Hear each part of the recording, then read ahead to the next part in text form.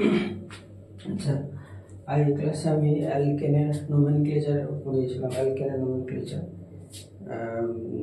আজকে এটা করাবো অ্যালকিন। ঠিক আছে, অ্যালকিন অ্যালকিন অ্যালকিন ফার্স্ট আমাদের জানতে হবে যে অ্যালকিনটা কীভাবে চিনব। হাইড্রোকার্বনের ক্ষেত্রে, অর্গানিক কম্পাউন্ড পিওর হাইড্রোকার্বনের ক্ষেত্রে যখন ডবল বন্ড থাকবে, কার্বন কার্বন ডবল বন্ড থাকবে, তখন অ্যালকিন বলা হবে। মূলত ডবল বন্ড থাকতে হবে। আর এদের জেনারেল ফর্মুলা সাহায্যেও চেনা যায়। যে জেনারেল ফর্মুলা বা সাধারণ সংকেত হচ্ছে, জেনারেল ফর্মুলা বা সাধারণ সংকেত হচ্ছে কত না CnH2n। এখানে এই এনটাকে বলা হয় নাম্বার অফ কার্বন, কার্বনের সংখ্যা। এনটা হচ্ছে নাম্বার অফ কার্বন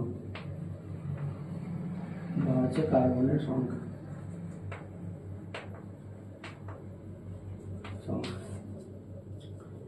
এবার আমি একটা উদাহরণ দিচ্ছি অ্যালকিন কার হতে পারে। ধরো এক্সাম্পল হচ্ছে, ধরো CH2 ডবল বন্ড CH2। এর যে কোনো কম্পাউন্ডের ক্ষেত্রে তার একটা কমন নেম আছে আর একটা ইউপিএক নেম বা IUPAC নেম আছে। ফার্স্টে IUPAC নেমটা তো আমরা শেখাইনি, অ্যালকেনটা শিখেছিলাম। ফার্স্টে হচ্ছে কি না এর কমন নেম, একে কি নামে ডাকা হয় হচ্ছে ইথিলিন। দেখা হচ্ছে কমন নেম হচ্ছে, সাধারণ নাম হচ্ছে কি, কমন নেম হচ্ছে কি না ইথিলিন। ইথিলিন, ঠিক আছে। আর এই ইউপিএক নাম হচ্ছে ইথিন, সেটা আমি আসবো নামকরণ যখন শেখাবো। Ethyne, ethyne IUPAC name. মূলত ইউপিএক নেমটাই ভালো করে শিখতে হবে, কারণ সব কম্পাউন্ডের কমন নেম জানা সম্ভব না। ঠিক আছে, ইউপিএক নেমটা ভালো করে জানতে হবে। তাহলে এটা হচ্ছে গেল তার অ্যালকিনের। তাহলে কি বললাম, অ্যালকিনের সাধারণ ডবল বন্ড থাকতে হবে। ফর্মুলা CnH2n, এর হচ্ছে কার্বন, নাম্বার অফ কার্বন। ঠিক আছে, এরপরে আমরা অ্যালকিনের কি করে তার ইউপিএক নেম হয়েছে, নোমেনক্লেচারের নিয়মটা একটু জানবো।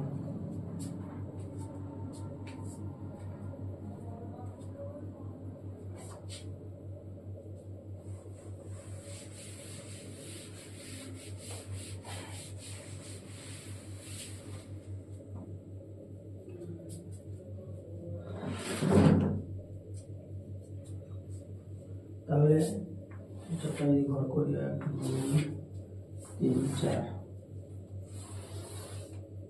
ঠিক আছে করি। তাহলে প্রথমে যদি লিখি 1 নম্বর, এক কার্বন একটা থাকলে কি হয়, মিথ, মিথ। অ্যালকিনের ফর্মুলা এখানে বসে দিই, CnH2n, অ্যালকিনের সাধারণ ফর্মুলা। তাহলে এনের মানটা কত হবে, একটা কার্বন, এটা হচ্ছে কার্বনের সংখ্যা, ঠিক আছে। তাহলে একটা কার্বন থাকলে কি হবে, হচ্ছে C1H2 ইন্টু, তাহলে এখানে কি হচ্ছে N=1, তাহলে কি হবে C1H2 ইন্টু 1, তাহলে কি হবে CH2, এই কম্পাউন্ডটা। ঠিক আছে, তারপর তো আমি কি বলেছি, প্রত্যেকটা কমন নেম বা সাধারণ নেম আছে, যেগুলো খুব ইম্পর্টেন্ট সেগুলোই বলবো, কমন নেমগুলো বা সাধারণ নেম। তারপর হচ্ছে কি না ইন কথায় আসছি, ঠিক আছে।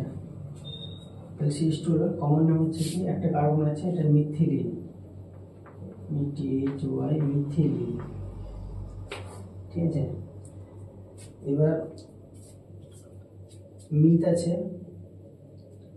মিথ বসালাম, শেষে ইন,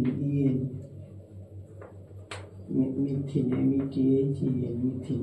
এবার প্রশ্ন আসতে পারে যে ইএনইটাই ব্যাপারটা কি। ইএনই হচ্ছে তো সাফিক্স, ঠিক আছে। অ্যালকেন শ্রেণীর ইএনইটা হচ্ছে, আমি ইএনই সম্বন্ধে বলে দিই। ইউনিটা হচ্ছে অ্যালকিন শ্রেণীর মৌলগুলির নামকরণের ক্ষেত্রে ইউনিটের নামকরণের ক্ষেত্রে সাফিক্স হিসাবে ইন যোগ হয়। আমি লিখে দিচ্ছি বক্স করে। তাহলে হচ্ছে কি ইউনিটা হচ্ছে কি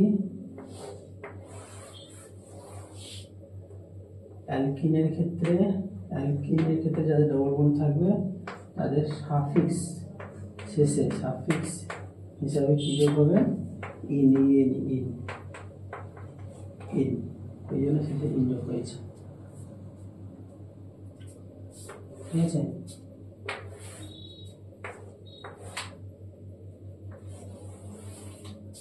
এবার দুটা যদি কার্বন থাকে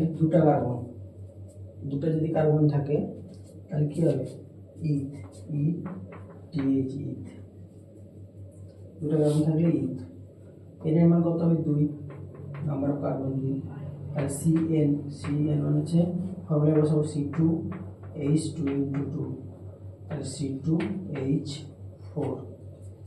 তাহলে ইথ যদি মিথিলিন হয় ইথ কি হবে ইথিলিন হবে, সাধারণ নেই ETHYLEN ইথিলিন।